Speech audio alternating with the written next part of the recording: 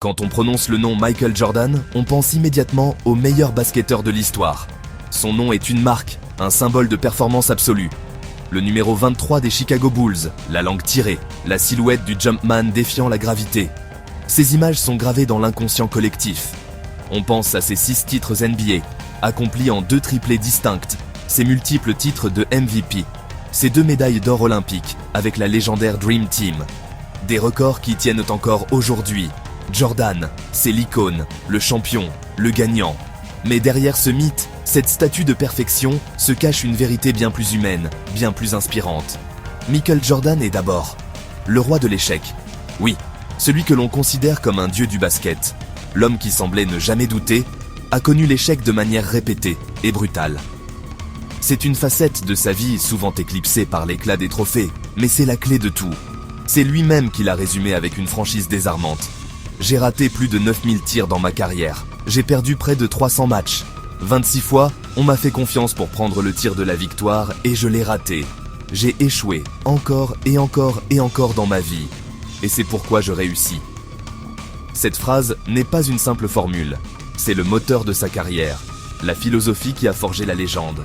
Aujourd'hui, je vais te raconter son histoire, non pas celle des trophées, mais celle des larmes, des rejets, des défaites.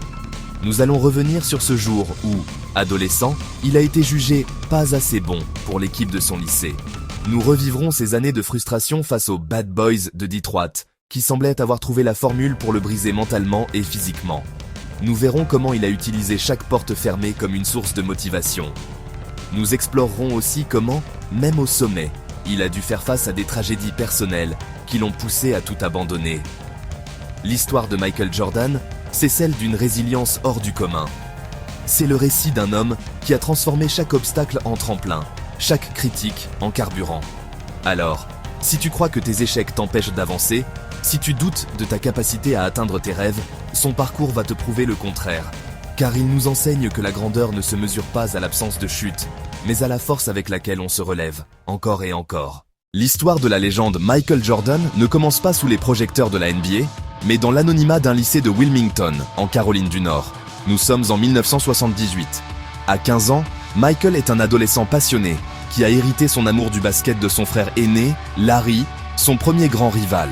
Comme des milliers de jeunes Américains, il ne rêve que d'une chose, intégrer l'équipe principale de son lycée, la prestigieuse Varsity Team. C'est le premier pas vers la gloire. Michael possède déjà une éthique de travail hors norme, mais il lui manque un atout considéré comme crucial. La taille. Du haut de son 1m78, il semble presque frêle. Le jour des sélections au lycée Lanney arrive. Le gymnase est bondé, la tension est palpable. Michael donne tout ce qu'il a, persuadé que sa détermination suffira. Puis vient le moment fatidique. La liste des joueurs retenus est affichée. La foule se presse. Michael cherche son nom, encore et encore. En vain. L'humiliation est totale lorsqu'il découvre que son ami, Leroy Smith, a été sélectionné. Smith n'est pas forcément un meilleur joueur, mais il a un avantage que Jordan n'a pas. Il est bien plus grand.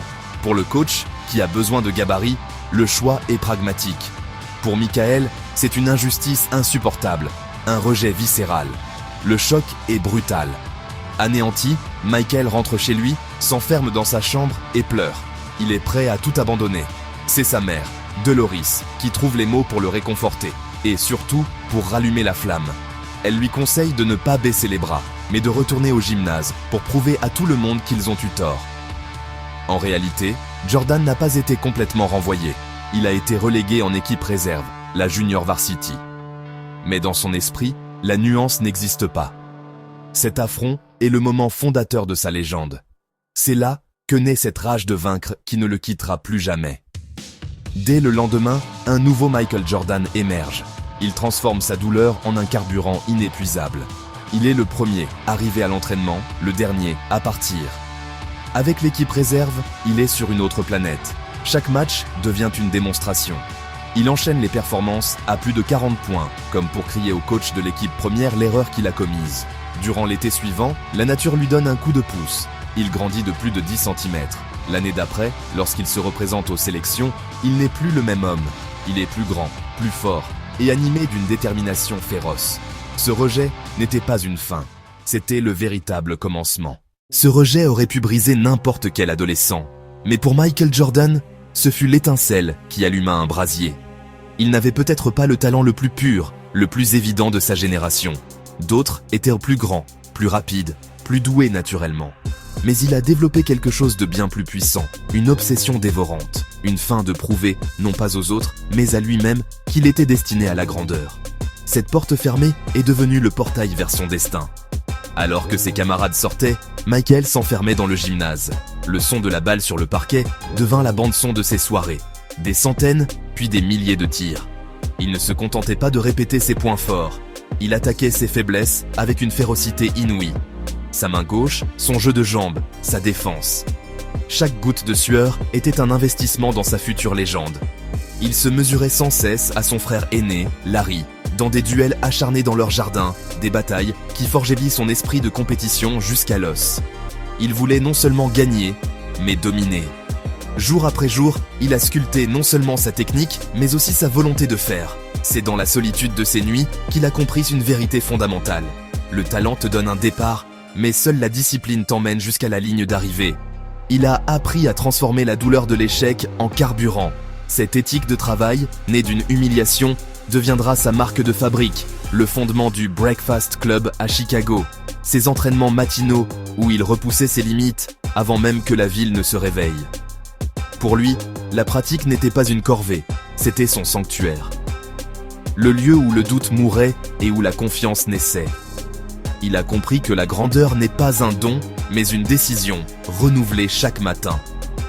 Le résultat fut spectaculaire. L'année suivante, il ne s'est pas contenté de faire partie de l'équipe. Il en est devenu le leader, affichant des statistiques ahurissantes, tournant à près de 25 points par match. 2 ans après son rejet, il était une star nationale, sélectionné pour le McDonald's All-American Game. Sa revanche n'était pas seulement totale, elle était prophétique. Ce n'était pas l'histoire d'un adolescent qui a réussi à intégrer son équipe. C'était la naissance d'une légende, l'acte fondateur d'un homme qui allait redéfinir l'excellence. Le jeune homme qui avait été jugé pas assez bon était maintenant sur la voie pour devenir le plus grand de tous les temps. Mais les échecs ne s'arrêtant pas là.